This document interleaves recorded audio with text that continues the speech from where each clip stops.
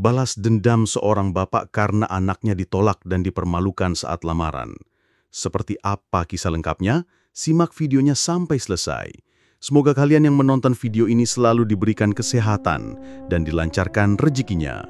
Amin.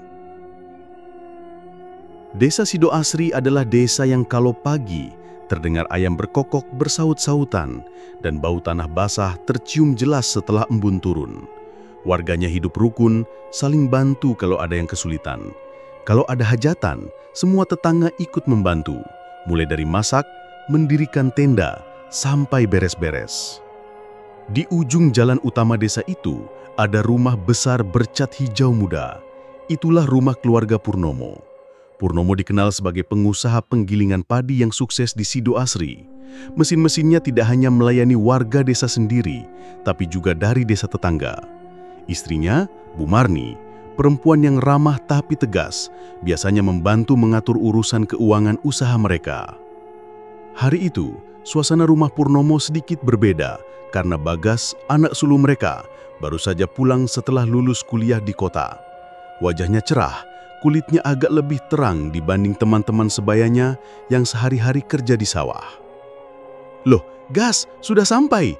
Nggak bilang-bilang mau pulang," sambut Bu Marni sambil menaruh gelas teh di meja. "Biar jadi kejutan, Bu," jawab Bagas sambil tersenyum. Purnomo yang sedang duduk di teras hanya mengangguk. Senang anaknya sudah kembali untuk membantu usaha keluarga. Tak jauh dari rumah Purnomo, di sisi lain desa, berdiri rumah besar bercat krem milik keluarga Wardoyo. Wardoyo dikenal sebagai tokoh desa dan petani sukses. Lahan sawahnya luas, hasil panennya sering jadi yang terbaik di Sidoasri. Istrinya, Bu Lastri, perempuan yang ramah tapi tegas, biasanya membantu mengatur urusan keuangan usaha mereka. Mereka punya satu anak perempuan bernama Sekar. Sekar berusia 23 tahun, cantik, sopan, dan jadi idola banyak pemuda di desa. Hubungan kedua keluarga ini biasa saja, tidak dekat tapi juga tidak pernah ada masalah. Kalau ketemu di jalan, mereka saling sapa sekadar basa-basi. "Pagi Pak Purnomo," kata Wardoyo kalau berpapasan. "Pagi Pak Wardoyo," balas Purnomo singkat, begitu saja. Bagas pertama kali benar-benar memperhatikan Sekar saat acara kerja bakti bersih-bersih balai desa. Saat itu, Sekar membantu membagikan air minum ke para warga. Rambutnya diikat sederhana, senyumnya ramah, membuat Bagas yang sedang memindahkan kursi berhenti sejenak. "Ini Mas, minumnya," kata Sekar sambil menyodorkan botol. "Oh iya, terima kasih," jawab Bagas agak gugup. Sejak itu, Bagas sering memperhatikan Sekar, kadang di acara pengajian, kadang di pasar saat belanja bersama ibunya. Bagas tidak pernah benar-benar mengajak bicara lama, tapi setiap kali melihat Sekar, ada rasa ingin mengenal lebih dekat. Suatu sore, Bagas membantu ayahnya di penggilingan padi. Purnomo sedang menghitung karung beras yang akan dikirim ke pelanggan. "Gas, nanti kamu yang antar ke rumah Bu Rini ya?" "Siapa?" jawab Bagas. Saat melewati jalan kecil menuju rumah Bu Rini, ia melihat Sekar sedang membantu ibunya memetik sayur di kebun samping rumah. Sekar hanya melambaikan tangan kecil sambil tersenyum. Sesampainya di rumah, Bagas langsung masuk ke kamarnya. Duduk di tepi ranjang, ia mulai berpikir serius. Bagas merasa sudah saatnya membicarakan perasaannya kepada orang tuanya. Ia tahu, di desa seperti Sidoasri, hubungan serius biasanya dimulai dengan lamaran resmi, bukan sekedar pacaran. Malamnya, setelah makan, Bagas memutuskan untuk berbicara. Di ruang tengah, Purnomo sedang menonton berita di TV. Sementara Bu Marni sibuk merapikan piring. Bagas membersihkan tenggorokannya. "Pak, Bu, ada yang mau Bagas bicarakan." "Apa, Gas? Tumben serius amat?" Bagas menarik napas. "Bagas mau melamar Sekar, anaknya Pak Wardoyo." Bu Marni berhenti membereskan piring, menatap Bagas sebentar. "Sekar, anak Bu Lastri itu?" tanyanya memastikan. Bagas mengangguk. "Iya Bu, Bagas sudah suka sama dia sejak beberapa waktu lalu. Kayaknya dia perempuan yang baik." Purnomo diam sejenak lalu berkata, "Kamu sudah kenal dekat sama dia?" Belum terlalu, Pak. Tapi Bagas sering lihat dia di acara desa. Bagas juga tahu keluarganya baik. Bu Marni duduk di kursi, menghela napas. Melamar itu urusan besar, Gas. Nggak bisa main-main. Kamu yakin mau ke arah sana? Bagas mengangguk mantap. Yakin, Bu. Bagas nggak mau kelamaan nunggu. Lagian kalau kita serius, lebih baik bilang langsung ke keluarganya. Purnomo melirik istrinya. Ya sudah, kalau memang kamu serius, nanti kita bicarakan lebih lanjut. Kita atur waktunya buat datang ke rumah Pak Wardoyo. Wajah Bagas langsung berbinar. Terima kasih, Pak. Bu, Bagas janji akan tanggung jawab. Malam itu, Bagas tidur dengan hati lega. Ia tidak tahu apa yang akan terjadi nanti, tapi ia sudah mengambil langkah pertama. Di luar, angin malam berhembus pelan, membawa suara-suara jangkrik khas desa. Sido Asri masih terasa damai, seakan belum ada yang tahu kalau sebentar lagi kedamaian itu akan terguncang. Hari Minggu siang, rumah Purnomo ramai. Beberapa piring berisi kue sudah disiapkan di meja. Kotak hantaran ditata rapi. Bu Marni mengenakan kebaya coklat, sementara Bagas memakai batik lengan panjang. Mereka bersiap untuk berangkat ke rumah Wardoyo, membawa niat baik. Purnomo memeriksa kembali isi kotak hantaran. Ada kue, buah, dan kain batik. Sudah lengkap. Kita berangkat sekarang, biar nggak kemalaman, katanya.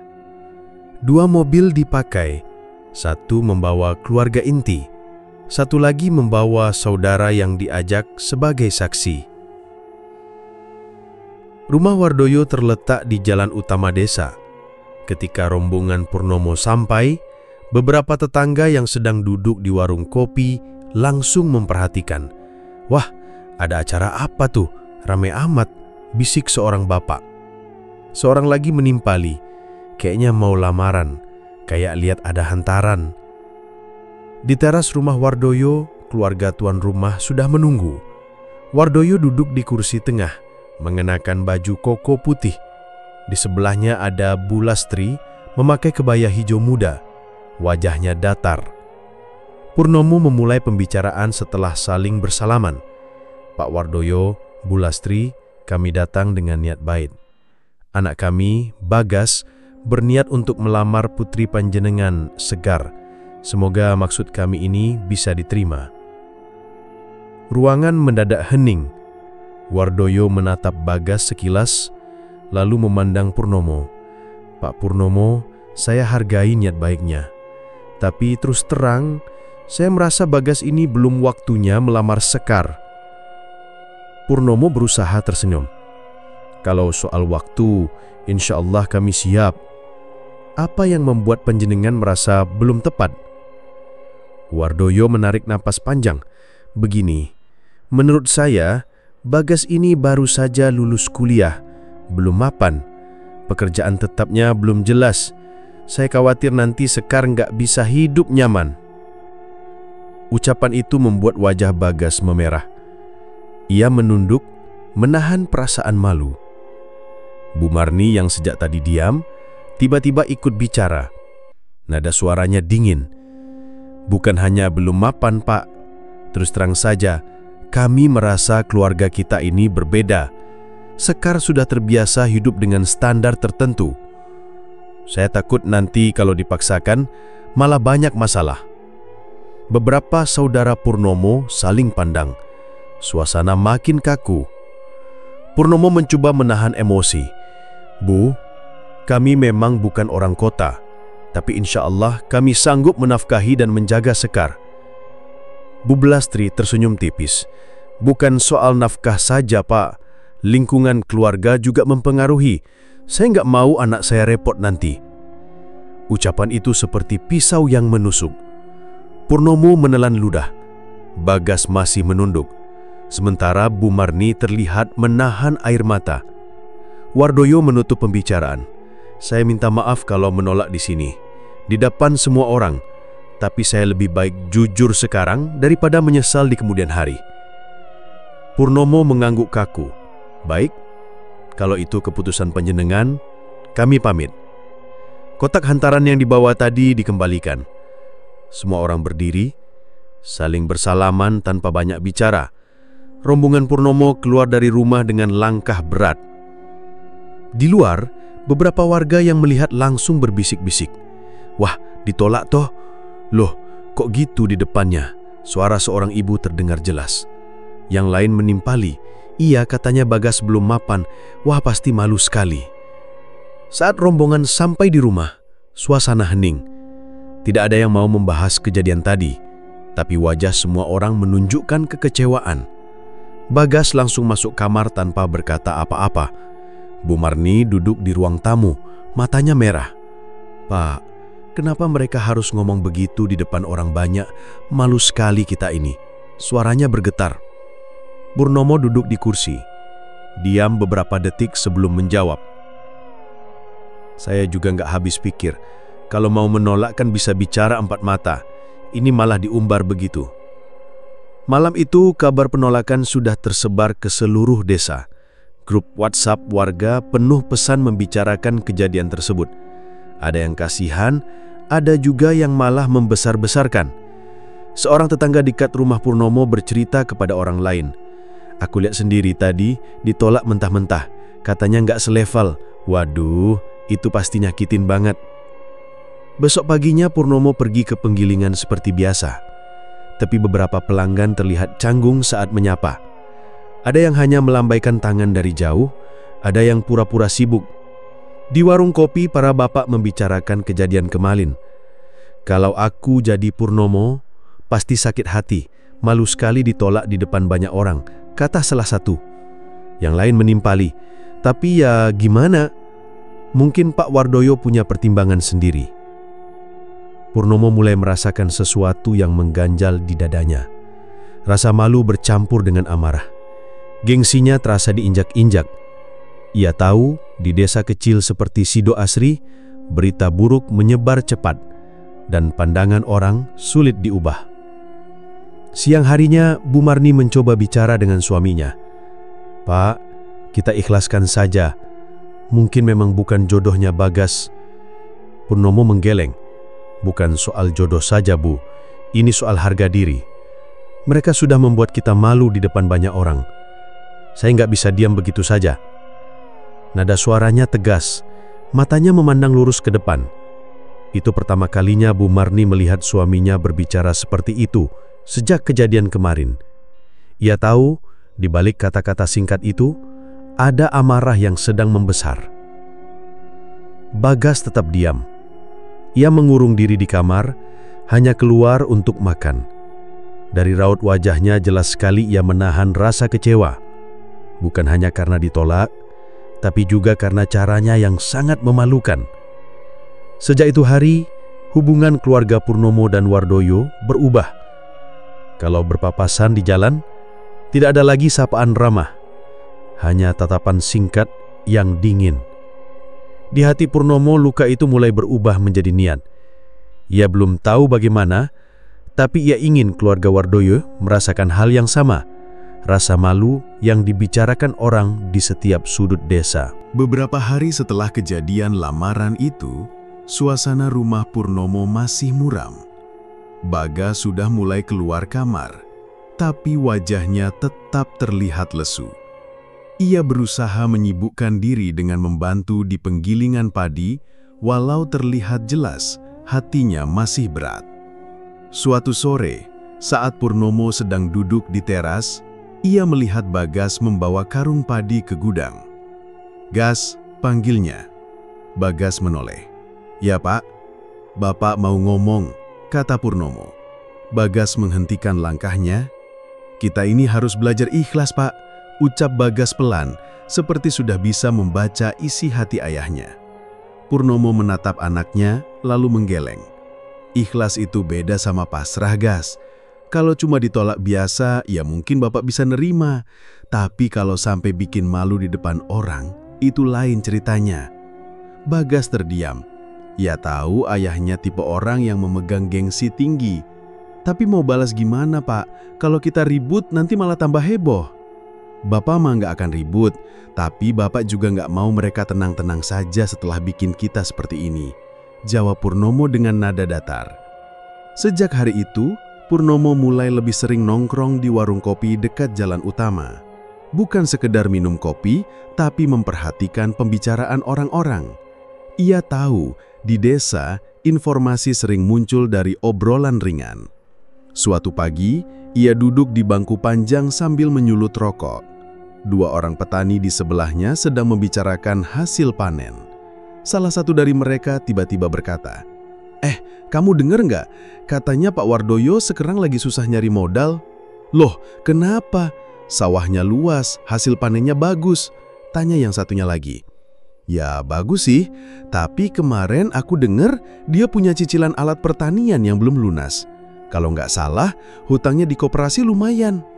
Purnomo pura-pura tidak tertarik, tapi dalam hati ia mulai menyusun potongan informasi. Berarti mereka nggak sesempurna yang kelihatan, pikirnya. Minggu berikutnya, ia sengaja mengajak ngobrol seorang kenalan yang bekerja di koperasi desa.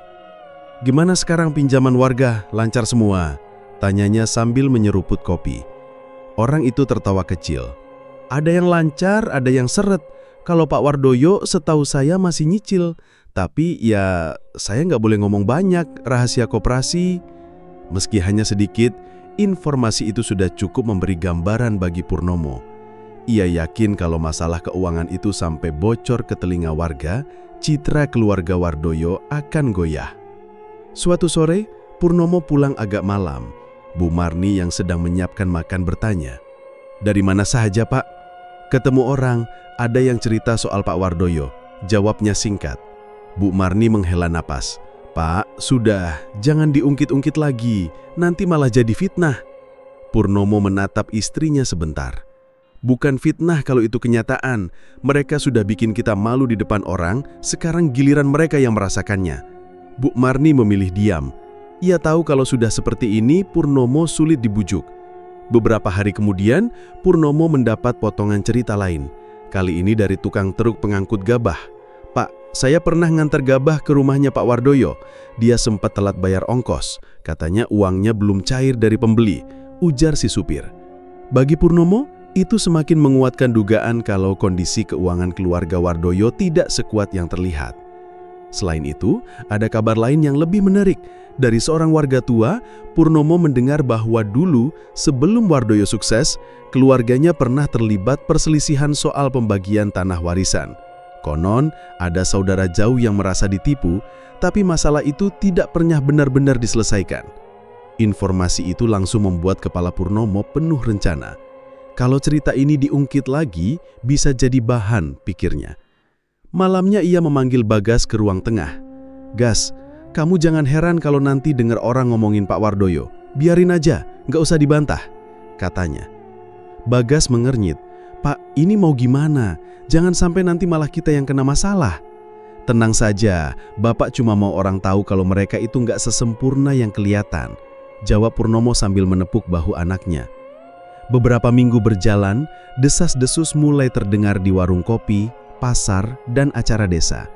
Ada yang membicarakan soal hutang Wardoyo di koperasi, ada yang mengungkit kembali cerita lama tentang warisan. Purnomo tidak pernah terang-terangan menyebarkan cerita itu. Ia hanya memastikan informasi tersebut sampai ke telinga orang-orang yang pandai mengolah kabar menjadi gosip. Di desa, itu sudah cukup untuk membuat cerita berkembang dengan sendirinya. Suatu pagi, saat Purnomo lewat di depan rumah Wardoyo, ia melihat Wardoyo duduk di teras. Tatapan mereka bertemu sebentar. Tidak ada sapa, hanya pandangan singkat yang penuh rasa tidak suka. Di dalam hati, Purnomo merasa puas. Baru permulaan, pikirnya. Ia belum berniat berhenti. Rencananya bukan hanya membuat Wardoyo malu, tapi menjatuhkan harga dirinya di depan seluruh warga Sido Asri. Beberapa minggu terakhir, suasana di desa Sido Asri terasa berbeda. Warga mulai membicarakan keluarga Wardoyo, bukan lagi soal panen bagus atau kebun yang rapi, tapi soal kabar bahwa mereka sedang kesulitan keuangan. Cerita itu awalnya terdengar samar-samar di warung kopi, lalu merembet ke pasar, arisan, bahkan pengajian. Katanya, hutangnya di koperasi belum lunas-lunas. Bisik seorang ibu di lapak sayur. Masa sih? Padahal kelihatannya makmur, jawab temannya, pura-pura kaget. Purnomo tidak pernah terang-terangan menuduh. Ia cukup menyelipkan komentar singkat saat nongkrong di pos ronda atau menunggu giliran di bengkel. Misalnya, kasihan ya kalau usaha lagi seret, apalagi kalau cicilan numpuk. Ucapnya pelan sambil menyeruput kopi. Ia tahu, di desa, kalimat setengah jadi seperti itu bisa melebar jadi gosip penuh bumbu dalam waktu singkat. Tak lama, dampaknya mulai terasa. Beberapa pemasok pupuk yang biasa bekerja sama dengan Wardoyo mulai menunda pengiriman barang. Alasannya sederhana, takut dibayar telat. Bahkan salah satu pembeli gabah yang sudah langganan bertahun-tahun tiba-tiba meminta pembayaran dilakukan dengan sistem titip jual. Wardoyo mulai gelisah. Kok bisa begini, Las? Tanyanya pada istrinya suatu malam. Orang-orang seperti ragu sama kita, padahal kita nggak pernah ingkar janji. Bu Lastri juga heran. Aku juga nggak ngerti, Pak. Baru kemarin, Bu Rini yang biasanya belanja sayur ke kita, sekarang pindah ke orang lain. Alasannya karena lagi mau coba pemasok baru, tapi rasanya aneh. Sementara itu, Sekar ikut merasakan beban. Saat belanja ke pasar, beberapa orang melihatnya dengan tatapan aneh, lalu berbisik-bisik. Di acara PKK, obrolan para ibu tiba-tiba terhenti saat ia datang. Meski tidak ada yang bicara langsung, ia tahu dirinya sedang jadi bahan pembicaraan. Sekar yang biasanya ceria, mulai sering mengurung diri di kamar. Ia mengeluhkan sakit kepala dan sulit tidur. Aku capek, Bu. Rasanya semua orang lihat kita aneh, katanya suatu sore. Wardoyo yang mendengar itu mulai tersulut. Ia merasa ada seseorang yang sengaja membuat keluarganya terlihat buruk di mata warga. Beberapa nama melintas di kepalanya, tapi yang paling kuat adalah satu, Purnomo. Kecurigaan itu bukan tanpa alasan. Wardoyo ingat betul bagaimana lamaran Bagas ditolak, dan sejak saat itu, tatapan Purnomo kepadanya tidak pernah sama. Suatu siang di balai desa, Wardoyo dan Purnomo kebetulan bertemu. Awalnya hanya saling mengangguk, tapi Wardoyo tidak bisa menahan diri. Pak Purnomo, saya mau tanya, panjenengan ada masalah sama saya? Purnomo senyum tipis. Masalah? Enggak. Kenapa nanya begitu? Ya, akhir-akhir ini kok banyak orang ngomong yang aneh-aneh soal saya. Rasanya seperti ada yang sengaja nyebar cerita, kata Wardoyo dengan nada menahan emosi. Purnomo angkat bahu. Waduh, saya nggak tahu, Pak. Kalau saya ya cuma dengar-dengar aja. Namanya desa, berita memang cepat nyebar. Percakapan itu tidak berlanjut. Keduanya hanya saling tatap sebentar sebelum berjalan menjauh. Namun sejak saat itu, ketegangan di antara mereka mulai terlihat jelas oleh warga. Beberapa orang mulai memilih kubu. Ada yang membela Wardoyo karena merasa ia tidak pantas diperlakukan seperti itu. Ada juga yang mendukung Purnomo dengan alasan wajar saja kalau ia sakit hati. Suasana memanas di acara kerja bakti membersihkan selokan. Ketika para lelaki mengangkat tumpukan batu, salah satu warga bercanda. Hati-hati, nanti hutang nambah gara-gara beli batu ini. Ucapan itu disambut tawa sebagian orang, tapi Wardoyo yang ada di situ langsung meninggalkan lokasi. Sekar yang melihat ayahnya pulang dengan wajah merah hanya bisa terdiam. Ia tahu ini bukan sekedar gosip biasa, tapi sudah menjadi serangan yang merusak nama keluarga. Malamnya, Wardoyo memutuskan untuk menyelidiki. Ia mengajak dua temannya yang cukup disegani di desa untuk mencari tahu sumber kabar itu. Hasilnya tidak mengejutkan. Sebagian besar jejak cerita bermuara ke obrolan yang melibatkan Purnomo, meskipun selalu dengan kalimat samar dan tidak langsung menuduh. Kalau begini terus, nama kita bisa hancur, kata Wardoyo sambil mengepalkan tangan. Bu Lastri mencoba menenangkan. Pak, kalau kita melawan sekarang orang malah pikir kita benar-benar salah. Mending kita diam dulu. Tapi Wardoyo tidak setuju. Diam itu cuma bikin mereka makin berani. Hari-hari berikutnya ketegangan itu makin terbuka. Saat rapat RT, Purnomo dan Wardoyo duduk berseberangan tanpa bicara sepatah kata pun. Beberapa warga mulai membicarakan bahwa perseteruan ini akan panjang. Sekar semakin tertekan. Ia beberapa kali pingsan di rumah karena terlalu banyak memikirkan omongan orang. Bu Lastri sampai memanggil bidan desa untuk memeriksanya. "Ini karena stres, Bu. Sekar harus tenang dan jangan dibebani masalah keluarga," kata bidan itu. Namun di rumah yang sedang diliputi masalah, saran itu sulit dijalankan. Setiap hari, ada saja kabar baru yang membuat Sekar gelisah. Purnomo melihat perkembangan ini dari jauh. Ia tidak menunjukkan ekspresi puas, tapi di dalam hati ia merasa rencananya mulai berjalan. Ia belum berniat berhenti, karena menurutnya ini baru awal. Purnomo duduk sendirian di teras rumahnya malam itu. Rokok kretek di tangannya sudah hampir habis, tapi pikirannya masih penuh dengan rencana. Beberapa hari terakhir, ia memang sibuk mengorek informasi tentang keluarga Wardoyo. Dari obrolan dengan orang-orang tua di warung kopi, ia mendengar cerita lama yang membuat darahnya berdesir. Menurut cerita, ayah Wardoyo, almarhum Kartowiryo, dulunya pernah bekerja sama dengan ayah Purnomo dalam usaha penggilingan padi. Tapi, di tengah jalan, Kartowiryo diduga menggelapkan uang hasil penjualan gabah dan pergi begitu saja, meninggalkan ayah Purnomo menanggung hutang besar. Peristiwa itu membuat keluarga Purnomo hidup susah selama bertahun-tahun. Purnomo menatap kosong ke jalan desa. "Pantas aja mereka sombong. Dari dulu memang gak beres," gumamnya. Dendamnya yang awalnya hanya karena penolakan lamaran Bagas, kini terasa punya dasar yang lebih kuat. Ia merasa ini saatnya membalas bukan hanya atas nama anaknya, tapi juga demi martabat keluarganya yang pernah diinjak di masa lalu.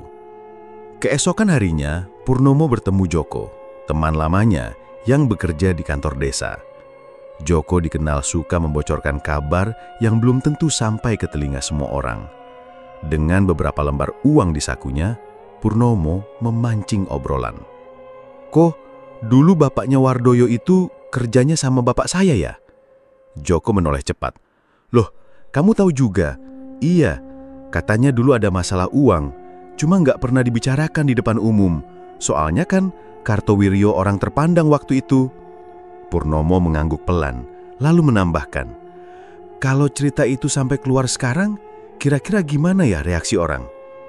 Joko tersenyum miring, paham arah pembicaraan. "Wah, kalau sampai tersebar, bisa heboh mo. Apalagi orang-orang sekarang kan cepet banget nyebarin kabar." Tak butuh waktu lama, gosip tentang masa lalu Kartowiryo mulai beredar di warung kopi, pasar, bahkan acara tahlilan. Orang-orang mulai mengaitkan cerita itu dengan kabar hutang Wardoyo yang sebelumnya sudah tercium. Kombinasi dua isu itu membuat citra keluarga Wardoyo semakin runtuh di mata warga. Wardoyo mulai merasakan dampaknya. Pemasok beras menunda pengiriman karena khawatir tidak dibayar. Beberapa tetangga yang biasanya ramah kini hanya menyapa sekadarnya. Bahkan, ada yang terang-terangan menanyakan kebenaran cerita tentang ayahnya. Wardoyo merasa terpojok. Di rumahnya, Wardoyo menatap istrinya yang sedang duduk termenung. "Las, ini pasti ulahnya Purnomo. Dia mau balas dendam sama kita." Bu Lastri menghela napas kesal. "Ya salahmu juga, Yok. Kamu dulu nolak lamaran Bagas terlalu kasar. Sekarang dia punya alasan buat nyerang kita." Wardoyo mengusap wajahnya. Ia sebenarnya ingin mengajak Purnomo bicara langsung, tapi harga dirinya menahan. Ia tidak mau terlihat seperti pihak yang kalah. Sementara itu, Sekar justru gelisah melihat keadaan semakin memburuk. Ia tahu hubungan kedua keluarga sudah panas, tapi ia juga tahu kalau semua ini berawal dari penolakan yang seharusnya bisa disampaikan dengan cara yang lebih halus. Di malam yang sunyi, ia memberanikan diri mengirim pesan ke Bagas. "Aku mau ketemu. Tolong, cuma berdua." Bagas membaca pesan itu dengan hati berdebar.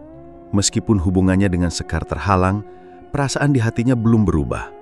Keesokan harinya, mereka bertemu di belakang balai desa, tempat yang jarang dilalui orang. "Bagas, aku minta tolong. Bicaralah sama bapakmu. Hentikan semua ini. Aku nggak tahan. lihat bapak dan ibuku dipermalukan terus, kata Sekar dengan suara gemetar. Bagas menatapnya dalam-dalam. Sekar, aku juga nggak mau begini. Tapi bapakku sudah terlalu marah. Apalagi dia baru tahu cerita lama tentang bapakmu. Sekar terkejut. Cerita lama? Maksudmu apa? Bagas menjelaskan singkat tentang tuduhan penggelapan uang di masa lalu. Sekar menggeleng cepat. Itu nggak benar. Bapakku pernah cerita. Dulu dia memang kerjasama, tapi yang gagal itu usahanya. Bukan karena dia ambil uang. Cuma orang-orang nggak tahu kebenaran yang sebenarnya. Pertemuan itu tidak berakhir manis. Meskipun mereka berpisah dengan perasaan berat, gosip pertemuan rahasia mereka ternyata sampai ke telinga orang tua masing-masing. Seorang warga yang lewat diam-diam melihat dan langsung menceritakan ke pihak keluarga. Malamnya, Purnomo marah besar. Bagas, kamu masih ketemu sama anaknya Wardoyo? Kamu nggak tahu dia itu anak orang yang sudah bikin keluarga kita menderita. Bagas mencoba membela diri. Pak, Sekar nggak salah. Dia cuma mau kita berhenti berantem. Tapi amarah Purnomo tak terbendung. Berhenti? Nggak ada berhenti. Ini belum selesai sampai dia tahu rasa. Di rumah sebelah, Wardoyo juga naik pitam mendengar kabar Sekar bertemu Bagas. Kamu mau bikin malu keluarga ini, Sekar? Sudah jelas bapaknya itu biang masalah. Kamu malah berhubungan lagi sama anaknya. Sekar hanya bisa menangis, merasa terjebak di tengah perseteruan yang tak ia mulai. Sejak itu, hubungan dua keluarga makin panas. Mereka tidak lagi saling sapa. Bahkan kalau bertemu di jalan desa, pandangan sinis dan ucapan menyindir jadi pemandangan biasa. Desa Sidoasri yang biasanya tenang mulai terasa tegang. Warga pun terbelah. Ada yang memihak keluarga Purnomo, ada yang membela keluarga Wardoyo. Purnomo merasa langkahnya sudah tepat, tapi di hatinya, dendam itu belum benar-benar terpuaskan. Ia mulai memikirkan cara yang lebih besar untuk menjatuhkan nama Wardoyo, sementara Wardoyo sendiri mulai mencari jalan untuk membalas tuduhan yang menimpa keluarganya. Badai di Sidoasri belum reda, bahkan tanda-tandanya justru semakin mengarah ke benturan yang lebih besar. Hari itu, Balai Desa Sidoasri dipenuhi warga. Kursi-kursi plastik yang biasa dipakai untuk rapat penuh terisi. Beberapa orang bahkan berdiri di sudut ruangan. Kepala desa mengundang semua tokoh desa untuk menghadiri musyawarah membahas rencana pembangunan jalan baru. Namun suasana yang awalnya biasa saja mulai memanas saat Purnomo dan Wardoyo duduk berseberangan. Sejak awal, tatapan mereka sudah seperti dua ayam jago siap bertarung.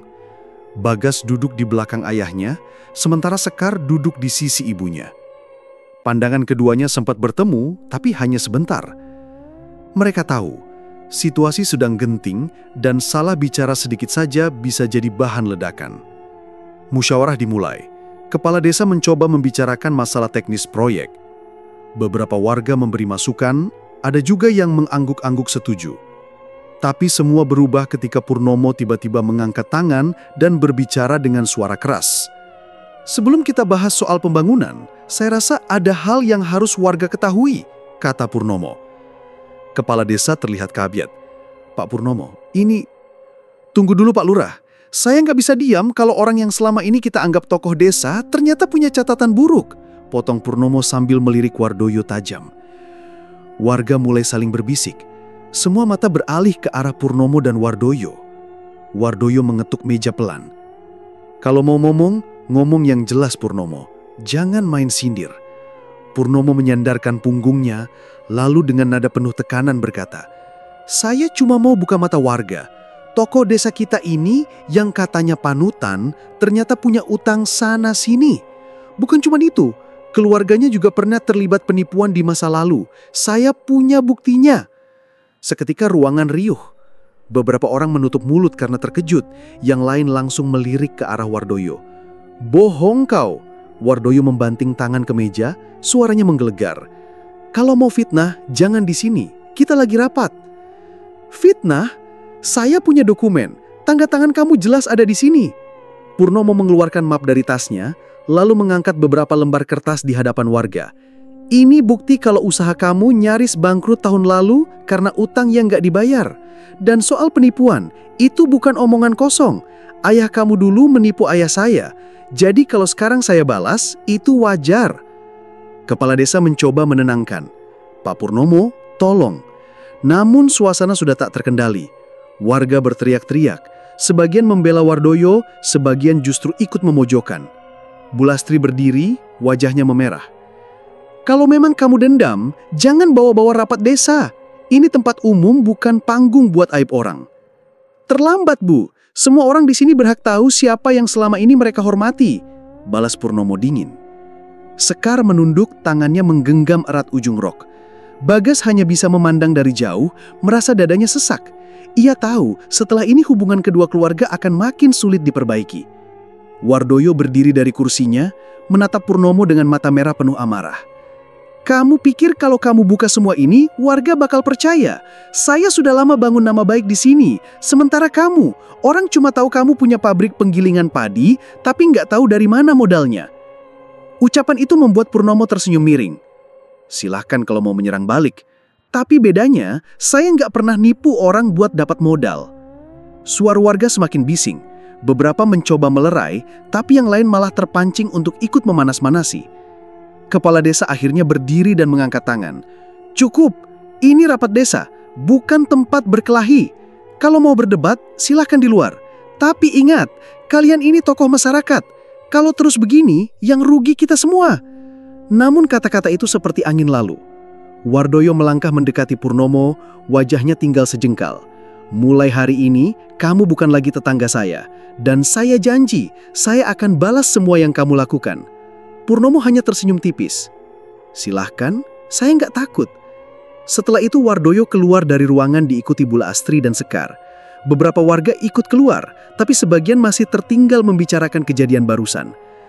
Bagi warga desa Sido Asri, ini pertama kalinya melihat dua tokoh besar bertengkar terbuka. Akibatnya, masyarakat mulai terbagi menjadi dua kubu. Mereka yang membela Wardoyo dan mereka yang berpihak pada Purnomo. Hari-hari setelah musyawarah itu menjadi tegang. Orang yang biasanya berkumpul di warung kopi, sekarang memilih duduk dengan kelompoknya masing-masing. Gosip semakin liar. Ada yang bilang Wardoyo akan melaporkan Purnomo ke polisi, ada juga yang bilang Purnomo akan mengajukan gugatan ke pengadilan. Di rumahnya, Purnomo duduk di ruang tamu sambil menatap kosong. Bagas mencoba berbicara, Pak, kalau kita terus seperti ini, semua orang bakal saling benci. Sekar juga nggak salah apa-apa. Purnomo menatap anaknya sebentar lalu berkata pelan tapi tegas. Kamu nggak ngerti, Gas. Ini bukan cuma soal lamaran. Ini soal harga diri keluarga kita yang diinjak. Dulu ayah saya dihina, sekarang saya juga mau dihina. Enggak akan. Bagas terdiam. Ia tahu kalau ayahnya sudah keras kepala, tidak ada yang bisa mengubah pikirannya. Sementara itu, di rumah Wardoyo suasana tak kalah panas. Wardoyo berjalan mondar-mandir di ruang tengah, sesekali mengumpat. Dia pikir dia siapa, Las? Berani buka aib saya di depan orang banyak. Bulastri mencoba menenangkan. Ya sudah, nanti kita cari cara, tapi jangan gegabah. Wardoyo menghentikan langkahnya dan menatap istrinya. Gegabah? Las, ini sudah kelewatan. Kalau kita diam dia bakal makin besar kepala. Saya nggak peduli berapa lama, tapi saya akan buat dia nyesal. Sekar yang duduk di sudut ruangan menunduk, menahan air mata. Ia tidak pernah membayangkan hubungan keluarganya dengan keluarga Bagas akan berakhir seperti ini. Ia ingin berbicara, tapi tahu suaranya tidak akan didengar. Malam itu dua keluarga di desa Sido Asri tidur dengan hati yang sama-sama panas.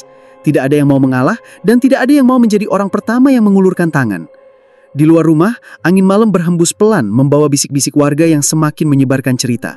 Permusuhan itu kini bukan lagi rahasia, tapi menjadi tontonan seluruh desa. Dan di sudut hatinya, Wardoyo mengukir satu janji. Dendam ini akan dibalas, entah bagaimana caranya. Beberapa tahun berlalu, namun suasana di desa Sido Asri tak pernah benar-benar kembali seperti dulu. Meskipun banyak wajah baru yang datang dan menetap, bayang-bayang permusuhan antara keluarga Purnomo dan keluarga Wardoyo masih terasa jelas. Warga desa seperti terbagi menjadi dua kubu yang tak saling percaya, bahkan dalam urusan kecil sekalipun. Usaha Purnomo memang semakin maju. Toko bangunan dan usaha materialnya kini menjadi salah satu yang terbesar di wilayah itu. Namun, di balik kesuksesan tersebut, rumahnya terasa dingin. Hubungan antar anggota keluarga tidak lagi sehangat dulu. Seringkali makan malam hanya diisi dengan suara sendok yang beradu dengan piring, tanpa obrolan berarti. Purnomo sadar ada yang hilang, Tapi gengsinya membuat ia tak pernah mau mengakui bahwa sumber kekosongan itu adalah dendam yang ia pelihara bertahun-tahun. Bagas, yang dulu menjadi alasan awal semua masalah ini, memilih hidup menyendiri. Ia menolak semua lamaran yang datang, baik dari keluarga desa maupun dari luar. Banyak yang bilang Bagas masih mencintai Sekar, tapi ia selalu mengalihkan pembicaraan setiap ada yang menyinggung. Ia menghabiskan waktunya bekerja di toko keluarga, lalu pulang ke rumah tanpa banyak bicara. Beberapa kali terlihat duduk sendirian di tepi sawah, memandangi senja, seperti sedang berbicara dengan masa lalunya. Sekar, di sisi lain, akhirnya menikah dengan pria dari luar desa. Pernikahan itu sempat menjadi buah bibir warga, karena semua berharap Sekar bisa benar-benar memulai hidup baru. Namun kabar yang beredar belakangan tidak terlalu baik. Konon rumah tangganya sering diwarnai pertengkaran, dan Sekar jarang terlihat tersenyum ketika pulang menjenguk orang tuanya. Banyak yang menduga luka masa lalu membuatnya sulit merasa bahagia sepenuhnya. Warga desa Sidoasri perlahan memahami satu hal: dendam, sekuat apapun alasannya, hanya akan menyisakan kehancuran. Tidak ada yang benar-benar menang. Yang tersisa hanyalah cerita pahit yang diwariskan dari satu generasi ke generasi berikutnya. Bahkan anak-anak yang lahir setelah kejadian itu pun ikut merasakan ketegangan yang tak pernah benar-benar hilang. Menjelang senja, desa Sidoasri terlihat tenang dari luar. Matahari perlahan turun di balik bukit, sinarnya memantul di pematang sawah. Namun di balik ketenangan itu, desa ini seakan menyimpan luka yang tak kunjung sembuh. Jalan-jalan kecilnya, rumah-rumah kayu tua dan balai desa yang sepi seperti menjadi saksi bisu dari pertarungan harga diri yang pernah memecah belah warganya. Orang-orang yang mengerti ceritanya tahu bahwa di balik keindahan senja itu ada sejarah kelam yang tak mau dilupakan. Sebuah cerita yang akan terus dibisikkan dari mulut ke mulut agar generasi berikutnya tahu bahwa dendam mungkin manis di awal, tapi pahitnya akan terasa seumur hidup.